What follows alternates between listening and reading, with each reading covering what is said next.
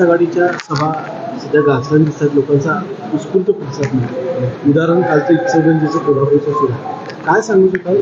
जनतेमधून महाराष्ट्रामध्ये आहे आणि भारतीय जनता पक्षाच्या विरोधात वातावरण गेलेलं आहे. जनता पूर्णपणे नाराज आहे. हे महाराष्ट्रात नाही, देशात सुद्धा आपल्याला लक्षात येईल की ज्यावेळेस निकाल येतील त्यावेळेस की खूप चांगला विजय हा इंडिया अलायन्सचा झालेला आपल्या सगळ्यांना दिसेल. प्रतिसाद जिव्हाळ्याचं नातं ते महाविकास आघाडीचे ते स्पष्टपणे दिसतं आहे.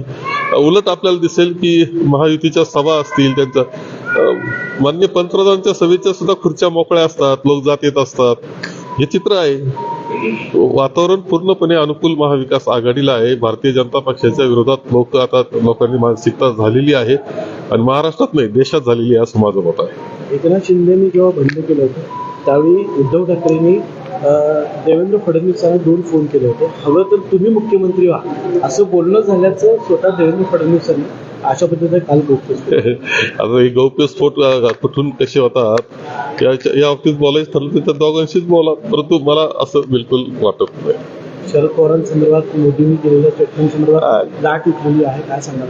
नाही, खरं म्हणजे पंतप्रधान हे पद इतकं मोठं आहे, उच्च आहे आणि ते खरं म्हणजे कोणत्या पक्षाचं असतं असं नाही. सर्व निवडणुकीच्या काळात समजू शकतो आपण एखाद्या पक्षाकरता प्रचार करणं, परंतु तो दर्जा असतो तो असा असतो की 5-10 वर्षामध्ये काय काय कामं आम्ही केली, कशा पद्धतीने अर्थव्यवस्था आम्ही बदलली, शिक्षणाची व्यवस्था आम्ही कशी केली, रोजगार निर्माण कसा केला, माणसांचं जीवनची पातळी कशी उंचावली आम्ही, ह्या गोष्टी सांगणं आणि पुढच्या 5 वर्षाचं सांगणं.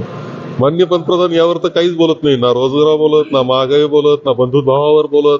देशाच्या राज्यघटनेच्या बाबतीतलं जे मूलभूत तत्व हे सगळ्यांना लागू आहेत असं असताना त्यांचं वागणं आणि बोलणं हे त्या विरोधात असलेलं आपल्या सगळ्यांना दिसतंय.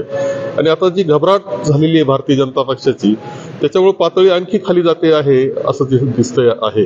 आणि त्यामध्येच माननीय पवार साहेबांबद्दलचं वक्तव्य हे खऱ्या अर्थानं महाराष्ट्रातली जनता निषेधच करणार आहे आणि ते मताच्या रूपानं करेल असं मला वाटतं. काँग्रेस जगात बडा नेता भाजपमध्ये जाणार असल्याचा दावा प्रकाश आंबेडकरांनी केला. काँग्रेसचा बडा नेता असा कोणता बडा नेता आहे? पश्चिम महाराष्ट्रातला ते आपला मला बिलकुल काय खडा टाकून द्यायचे काम आहे. राज्यपाल होणार असल्याचं नाही, मला बिलकुल काही असं वाटत नाही. असं कोणी नाहीये. आपला चर्चा सुरू करून देणं निगेटिव्ह, नकारात्मक एवढाच त्याचा अर्थ आहे. साहेब, प्रचारानिमित्त तुम्ही राज्यभर फिरता. बारामतीची काय सध्या? सुप्रियाताई खूप मोठ्या मताधिक्याने विजय होणार आहे. लक्षात ठेवा, माझा आकडा तर असं वाटतं का त्या 3-3.5 लाखापेक्षा जास्त मताधिक्यानं विजय होतील हे मला वाटतं आणि तुम्हाला 4 तारखेला लक्षात येईल. शरद पवार हे जगात कोणतीही संकट आले तरी अस्वस्थ झालेली नाही, तो त्या नाराजांनी केली. तेव्हा पवार साहेबांनी अनेक संकट हाताळलेली आहेत आणि त्यांना शांत डोक्याने हाताळता येतात संकट. मी पाहिलेले, त्यांना जवळून पाहिलेले. पक्ष आमचे वेगळे आहेत परंतु मी खूप जवळून त्यांना पाहिलंय.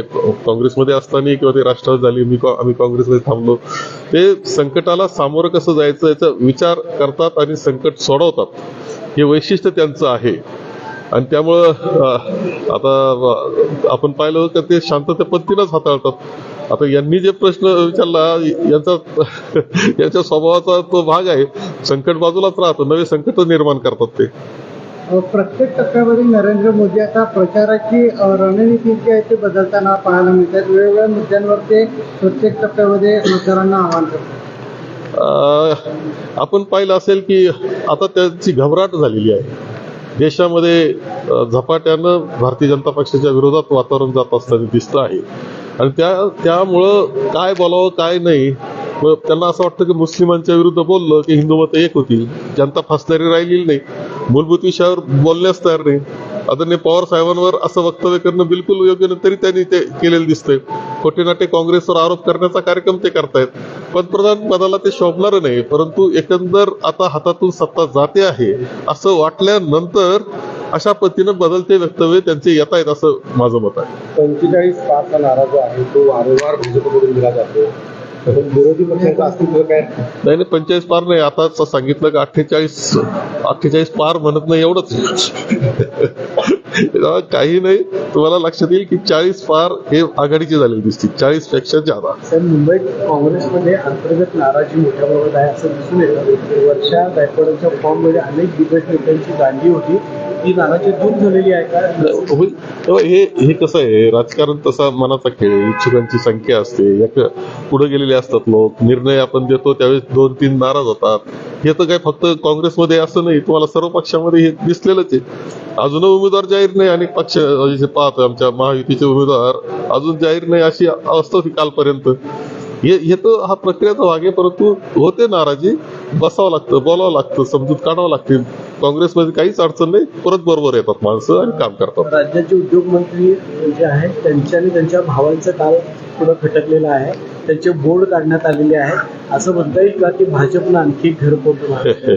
हे काय खरं म्हणजे मला यातले बारकावा काय माहित नाही, परंतु काही ना काही चाललेलं असतं, चॅनलवर येत असतं, पण आम्ही इतक्या याच्याकडे दुर्लक्षच करत असतो. थँक्यू. थँक्यू.